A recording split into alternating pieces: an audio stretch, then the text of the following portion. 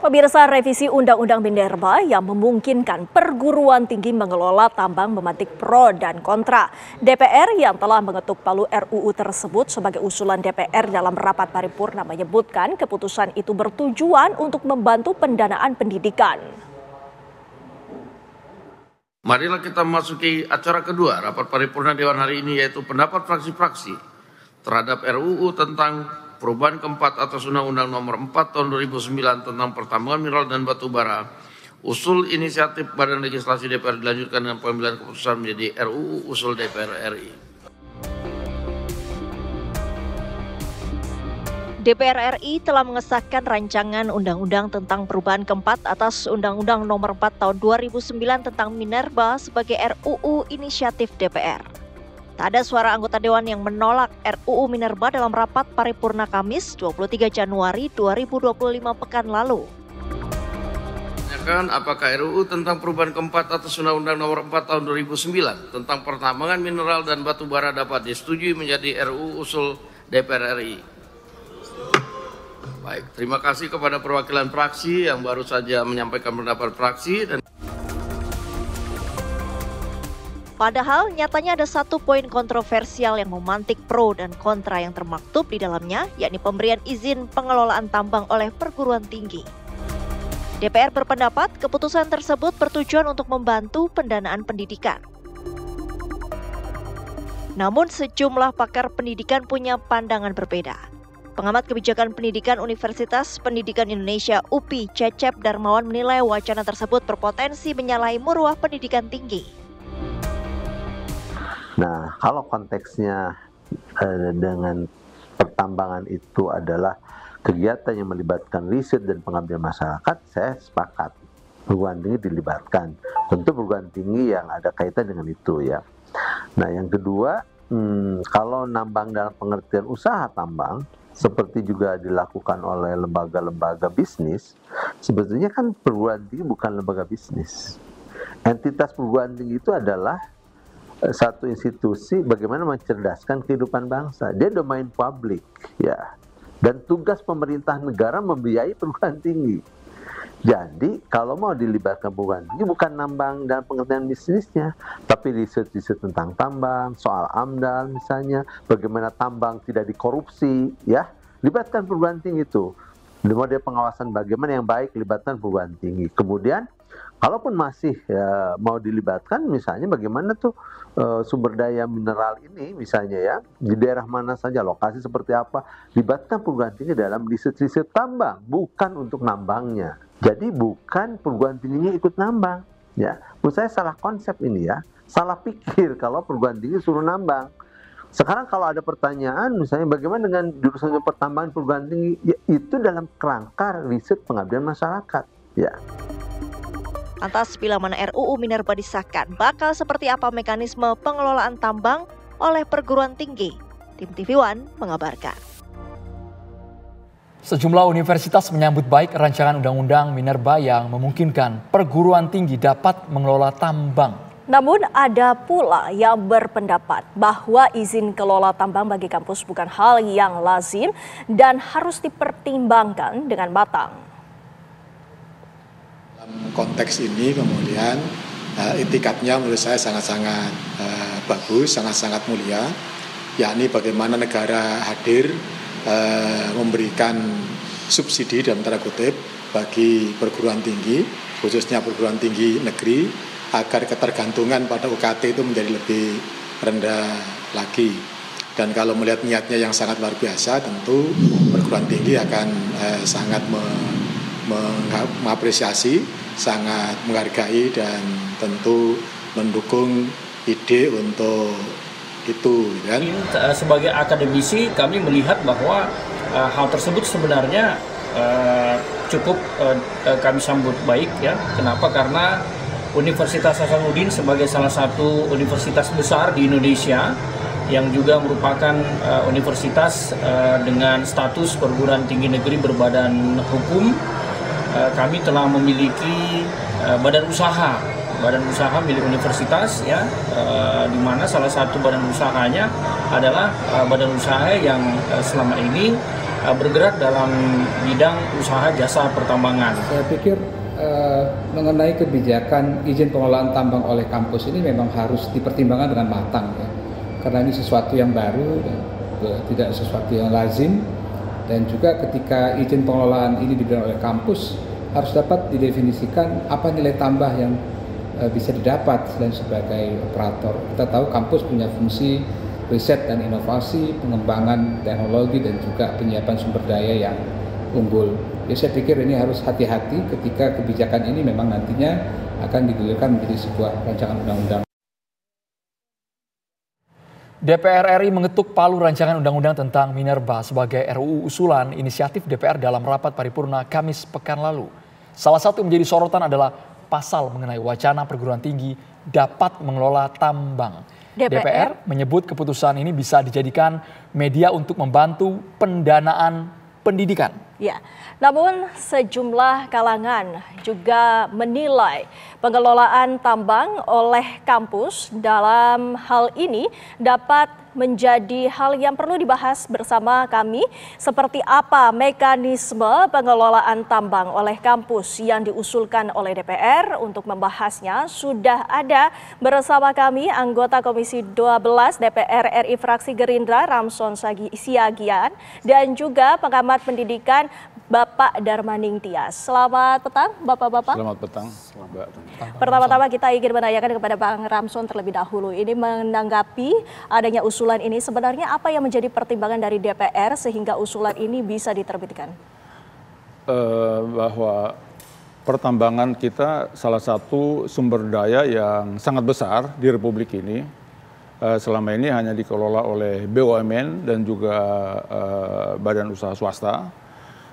Tetapi dalam perkembangan terakhir artinya bahwa organisasi masyarakat juga memerlukan pembiayaan. Sementara organisasi masyarakat itu bisa membentuk badan usaha tanpa mengganggu kegiatannya. Begitu juga perguruan tinggi. Jadi perkembangan terakhir perguruan tinggi. Kalau mengenai perguruan tinggi sebenarnya nggak ada masalah. Jadi di perguruan tinggi contohnya lah seperti di UI ada LPM. Ya kan?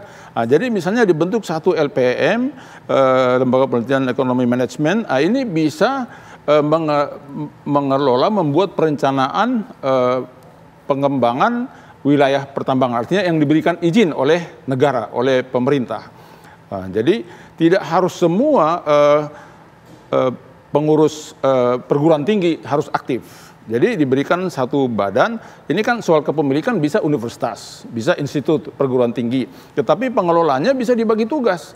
Jangan misalnya wakil rektor bidang akademis menangani masalah itu. Jadi masing-masing fokus di bidang masing-masing. Karena itu juga secara akademik kan dalam pengembangan ilmu pengetahuan kita sudah malah diajarkan untuk lebih spesifik. Artinya kan perkembangan misalnya disertasi dengan skripsi dengan tesis kan udah beda, makin mengerucut ya. Jadi juga pembagian tugas itu siapa yang mengelola wilayah tambang yang dipercayakan oleh negara, siapa yang bisa mengelola sumber dananya, pembiayaannya, kan ada bank, ada milik sendiri kalau pembiayaannya. Itu sama aja dengan perusahaan. Jadi badan hukum tersendiri yang bisa dibentuk oleh perguruan tinggi tanpa mengganggu kegiatan-kegiatan akademiknya. Tapi menurut Pak Darmaning Tias lazim tidak ini Pak, yang biasanya perguruan tinggi identik dengan karya ilmiah, kemudian kajian, penelitian, sekarang disuruh ngurusin tambang Pak? Ya, saya kira ini problematik sekali ya.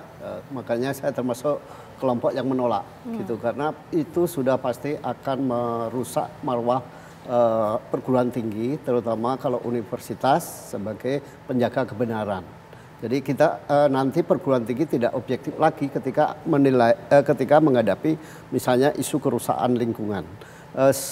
Itu satu. Kedua, sebetulnya ada problem lain secara teknis. Kita tahu bahwa perguruan tinggi kita sekarang ini kan sebetulnya kekurangan pendanaan. Sementara pengelolaan tambang itu merupakan padat modal. Nah, modalnya mau diperoleh dari mana? Gitu, itu satu. Yang kedua, tidak semua perguruan tinggi itu memiliki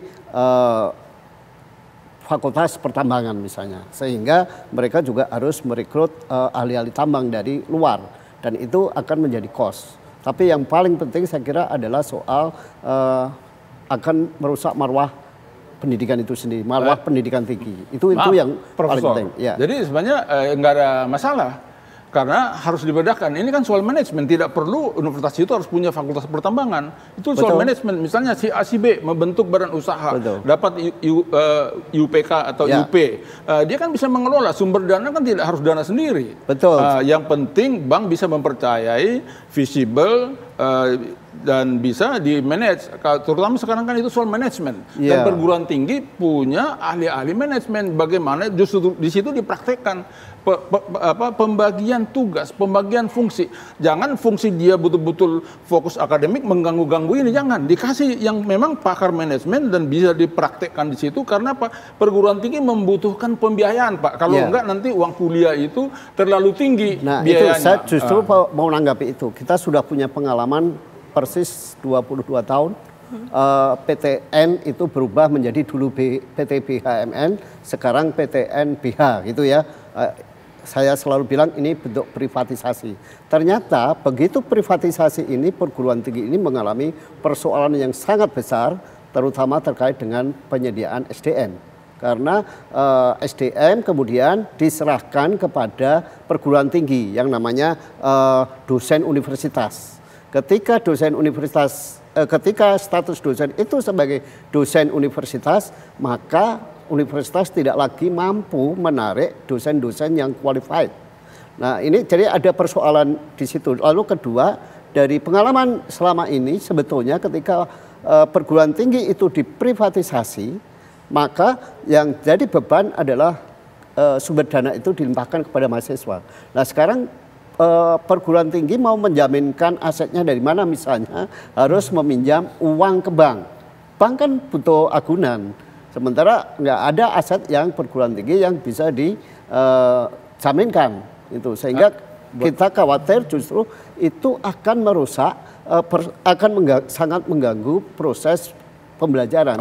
Tadi kan soal privatisasi perguruan tinggi, itu kan sumber dananya, sumber penerimaan itu dari aktivitas kampus itu sendiri, dari mahasiswa. Jadi memberatkan mahasiswa, akhirnya penerimaannya berkurang. Kalau ini anggaran dari negara berkurang. Tapi kalau ini kan yang dijaminkan ya izin itu aja sama bank. Itu bagaimana kepiawaian aja membuat visibilis tadinya. Justru di situ bank dipush oleh pemerintah untuk mendukung. Itu kan biasanya bank bukan hanya soal kolateralnya, soal aset, tapi soal potensial enggak untuk membayar kredit itu. Disitulah ahli-ahli yang ada di perguruan tinggi ini membentuk satu badan, tapi dengan tetap kepemilikan dari universitas dan mungkin beberapa orang. Jadi ini soal kepemilikan bergeser, soal manajemen beda lagi.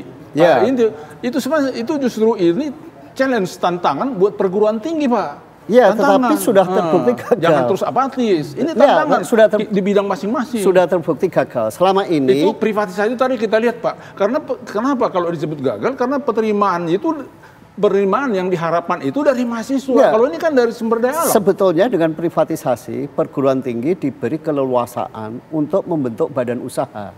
Tetapi ternyata badan usaha yang sekarang ini dibentuk itu tidak memberikan pendanaan signifikan kepada kampus, itu satu. Kedua, betul bahwa yang dijaminkan nanti hanya izin, tetapi proses di pertambangan itu kan lama, 1 sampai 5 tahun mungkin baru bisa berproduksi. 1 sampai 5 tahun ini bagaimana pembiayaan di perguruan tinggi. Jadi ini saya kira yang akan menjadi persoalan besar. Dan ini sebetulnya ya kita sering mendengar istilah teori carrot and stick gitu ya, wortel dan tongkat. Izin ini adalah ibaratnya wortel sebagai hadiah. Tetapi di balik itu sebetulnya ada tongkat yang disediakan untuk memukul kalau suatu ketika gagal. Jadi kalau saya ini melihat malah ini sebetulnya bentuk kejahatan negara terhadap pendidikan tinggi. Oh enggak, Pak. Ini justru peluang yang diberikan negara. Kenapa peluang? Ini sekarang lagi banyak IUP yang dibatalkan, itu diambil oleh negara. Jadi itu sebenarnya bukan dari awal bekerjanya. Justru di sinilah tantangan untuk perguruan tinggi, tidak mengganggu. Ini akan menimbulkan ada penghasilan yang besar malah, tapi dengan manajemen yang bagus. Justru sekarang itu yang kaya-kaya besar sekarang itu siapa sih? Semua pengusaha tambang kok, mulai dari nol mereka. Yang harus diperbaiki. Beda dengan orang-orang terkaya di Amerika, mereka dari teknologi. Kalau di Indonesia ini sekarang dari sumber daya alam yang jadi kaya-kaya raya itu. Yang harus diperbaiki adalah sistem perpajakannya. Jadi mestinya biarkan tambang itu dikelola oleh entah BUMN, entah swasta, tapi sumber pendapatannya disalurkan kepada negara dan diberikan kepada perguruan tinggi negeri itu. Sehingga perguruan tinggi itu tidak sibuk untuk mencari pendanaan termasuk mengelola tambang, melainkan mereka menjalankan tridharmanya. Nah, saya khawatir, ini pengalaman di NGO ya Pak Samson. Di NGO itu dulu begitu. NGO tidak pengen punya ketergantungan terhadap donor asing. Lalu mereka mengembangkan PT. Begitu PT-nya besar, itu visi misi NGO-nya terlupakan, konsentrasi di PT. Hal yang sama itu akan terjadi di perguruan tinggi. Saya pikir nanti beda Pak. NGO dengan perguruan tinggi beda. Di sini kan banyak ahli-ahli. Ada yang sampai spesifik sekali. Ada manajemen. Itu tadi bahwa sekarang banyak izin usaha pertambangan yang sudah di-delete. Itu dikembalikan ke negara. Ini tinggal dibagi aja ini. Tapi tentunya perguruan tinggi yang punya kualifikasi tertentu. Bapak-bapak secara kalkulasi lebih banyak untungnya atau buntungnya? Sesaat lagi dijawabnya di Kabar Petang. Kita lanjutkan dialog kami, Bang Ramson. Jika kita tadi membahas, sebenarnya ada kriteria khusus tidak bagi perguruan tinggi yang dapat mengelola tambang ini? Ya memang, jadi ada kriteria khusus. Jadi tidak semua perguruan tinggi. Jadi ada nanti kriteria khusus perguruan tinggi yang memperoleh izin tersebut. Nah, itu nanti di peraturan menteri atau di PP itu akan dibuat pada waktunya nanti. Jadi poinnya sebenarnya mengelola tadi bahwa IUP atau IUPK yang sudah batal itu udah milik negara, itu nanti yang diserahkan. Itu tidak memulai dari nol lagi. Dan sebenarnya kalau pertambangan ini kan marketnya udah jelas. Tinggal depositnya udah jelas. Apalagi itu rata-rata sudah punya data-data. Itu tinggal menggali dan menjual. Nah, ini proses menggali dan menjual memang butuh cost, butuh biaya. Nah, itu disitulah kepiawaian dari perguruan tinggi memilih orang-orang yang tepat untuk mengelola itu. Kami belum terbayang posisi perguruan tinggi ini, apakah SDM-nya nanti yang mengelola atau ada orang-orang jurusan pertambangan yang tahu betul bagaimana eksplorasi tambang, mereka yang megang. Nah, itu kan dibentuk organisasi, badan usaha. Tetap badan usaha, bukan langsung izin itu misalnya diberikan kepada perguruan tinggi A, tetapi pemegang sahamnya perguruan tinggi A. Nah, itu baru ada badan usaha, tetap badan usaha. Badan usaha koperasi aja bisa. Ya, ini badan usaha yang pemegang sahamnya antara lain perguruan tinggi, bisa aja ada entah 1, 2, 3 kan kalau membuat badan usaha. Nah, jadi ke situ diberikan izin, ahli-ahli dari perguruan tinggi bidang manajemen, kalau memang ada juga fakultas pertambangan masuk di situ. Tapi kalau enggak ada kan bisa dicari yang lain kan, tinggal bagaimana mengelola aja. Jadi ini sebenarnya bukan hal yang sangat berat, karena kalau nggak jelas marketnya, tidak jelas sumber raw materialnya, dikasih modal berapapun belum tentu bisa survive untuk mengelola. Tetapi ini kan sudah ada, jadi apa yang mau digali sudah ada, terus untuk marketnya udah jelas ada, pasti laku lah kalau hasil-hasil tambang seperti nikel, batu bara, apalagi pasti laku lah. Ya sebetulnya kalau saya persoalannya laku dan tidaknya bukan itu ya. Tetapi saya kira yang menjadi persoalan adalah saya nangkap lah yang dimaksud Pak Samson itu bahwa Bang Ramson itu bukan sebagai universitasnya, tapi universitas itu membentuk badan usaha. Saya menangkap ya. Tetapi kita juga harus realistis bahwa jumlah fakultas pertambangan di Indonesia itu sangat sedikit. Itu satu ya. Yang kedua, mereka sudah diserap oleh sektor swasta, sehingga atau juga BUMN. Sehingga ketika mereka harus membentuk badan usaha untuk mengelola tambang, belum tentu tersedia SDM yang kompeten. Ini menjadi satu persoalan yang besar, itu satu. Kedua, seperti yang saya katakan tadi, kita sudah punya pengalaman sejumlah PT NBH ini memiliki badan usaha. Tapi apa yang terjadi di badan usaha itu tidak seindah seperti yang dibayangkan dulu. Karena itu sebetulnya memang saya termasuk orang yang mengatakan bahwa ini sebetulnya cara halus pemerintah untuk menutup daya kritis perguruan tinggi. Karena itulah ini saya melihat sebagai satu bentuk kejahatan negara sebetulnya. Gitu. Tadi kan udah sampaikan sampai soal teknis ya. Artinya bahwa marketnya jelas. Marketnya jelas, sumbernya jelas. Tinggal bagaimana manajerialnya aja. Tidak harus di situ ada fakultas pertambangan. Kedua, ini akan menghasilkan dana yang besar. Perguruan tinggi untuk penelitiannya membutuhkan dana yang besar, Pak. Kebetulan 2 periode saya waktu itu juga bermitra dengan Kementerian Ristek. Iya, tapi Pak. Jadi bahwa perguruan tinggi itu memerlukan dana yang besar untuk penelitian, untuk pengembangan, untuk pengembangan ilmu-ilmu dasar juga, bukan hanya applied. Itu memerlukan dana yang besar, Pak. Sementara kalau anggaran negara, kita masih banyak prioritas yang lain. Tapi di satu sisi ini harus berkembang, harus kompetitif. Justru disitulah visinya Pak Prabowo, selain soal swasembada pangan, swasembada energi, menciptakan putra-putra bangsa, anak-anak bangsa yang kompetitif nanti antar bangsa. Jadi kalau di Amerika Trump American First, di Indonesia sebelumnya sebenarnya Pak Prabowo sudah Indonesia First beliau. Lihat dari visi-visi beliau kalau memang untuk begitu, mengembangkan Indonesia supaya lebih kompetitif nanti, sehingga pertumbuhan ekonomi untuk target 8% bisa tercapai, terus mempersiapkan sumber daya manusia yang nanti seperti makan bergizi gratis itu untuk nanti anak-anak bangsa ini jadi cerdas, kompetitif, karena nanti pada saatnya ini kan di dunia ini udah adu begini. Coba seperti di Amerika sekarang orang-orang kaya nomor 1, 2, 3, 10 itu semua ini teknologi. Idenya Tapi saya kita menangkap. perlu persiapan ke sana, Pak. Idenya saya menangkap. Tetapi ketika perguruan tinggi itu asik mengelola tambang, maka fungsi utama perguruan tinggi itu akan hilang. Itu satu.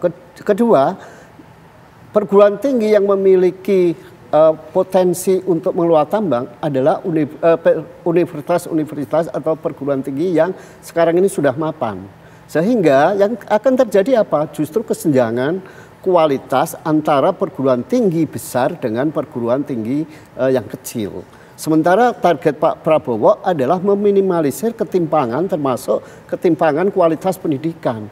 Nah, kalau demikian apa? Mending pengelolaan tambang ini diserahkan kepada BUMN atau swasta, tetapi pengelolaannya efisien, pajaknya jelas masuk, lalu diberikan kepada perguruan tinggi. Jadi perguruan tingginya memperoleh pendanaan cukup dari hasil tambang, tetapi mereka tidak tercemari oleh kerusakan. Jadi kalau gini Pak, perguruan tinggi A misalnya, tidak semua terjun di situ pengelolaannya. Seperti tadi kan udah banyak ahli-ahli, bisa mengorganisir, bisa membuat organisasi, bisa pembagian tugas, semua udah termonitoring itu di perguruan tinggi tersebut. Justru di situ dibutuhkan kemampuan manajerial dari para rektor, wakil rektor, dan juga dekan masing-masing. Terus itu yang pertama.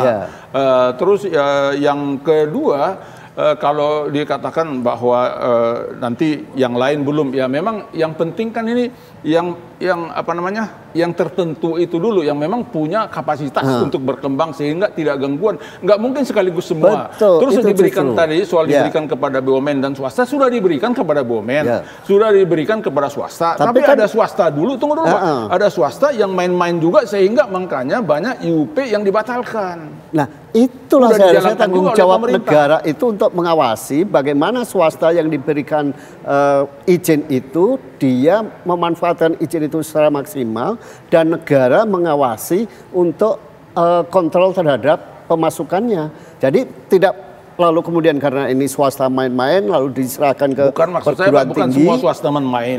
Kalau dikasih 1000 ke swasta nih, tapi ada 500 yang main-main. Ya, yang 500 itu tetap didorong oleh pemerintah. Tapi kalau ini kurang ini, ya gimana mau didorong? Justru di situ ada peluang. Ini soal peluang nih. Peluang. chance dikasih ke perguruan tinggi, tetap swasta tetap. Kalau nanti saya Bang, kalau saya mending konsentrasi yang 500 ini, yang 500 biar untuk masa depan. Karena kebutuhan kita tidak hanya generasi sekarang. Tapi Palu sudah diketuk ini Pak? Iya, belum. Ini kan baru sudah Bang? RUU sudah? Baru yang diketuk itu baru menjadi RUU. Ini kan perguruan tinggi paling berapa? Taruhlah misalnya tahap pertama ada 15, kan baru 15 IUP, IUPK. Kenapa tidak kita berikan kesempatan? Ya, justru karena 15 itu akan menimbulkan iri kepada perguruan tinggi yang tidak mempunyai sumber dana, dan akhirnya nanti ini akan menciptakan ketimpangan yang sangat luas antar PTN. Ya kalau soal ketimpangan juga realitasnya kan ada kualitas. Ya justru itu. Sekarang ini juga, jadi kita realistis saja Pak. Oh iya. Justru mereka ini harus beradu nih untuk meningkatkan kualitas. Itu memang begitu. Nah itu namanya global ini juga kompetitif. Iya, Bang. Kompetitif Pak. Tapi nanti justru di situ harus bisa pemimpin kita itu bisa membaca. Jadi untuk bisa mampu kompetitif secara global, mana dulu yang didorong? Satu hal Bang tadi yang belum terjawab, apakah ini ada maksud, ada udang di balik batu bahwa menggembosi nama dan daya kritis perguruan tinggi? Enggak ada, murni untuk pengembangan kemampuan sumber daya manusia supaya kompetitif. Karena perguruan tinggi memerlukan dana ekstra untuk penelitian, untuk pengembangan. Yang saya katakan tadi, ini memang menggunakan teori carrot and stick tadi. Jadi yang di satu kita tangkap bahwa semuanya menginginkan agar pendidikan di Indonesia ini tetap maju bagaimanapun caranya, bagaimanapun bisa dimanfaatkan. Terima kasih Bapak-Bapak waktunya bersama kami di Kabar Petang.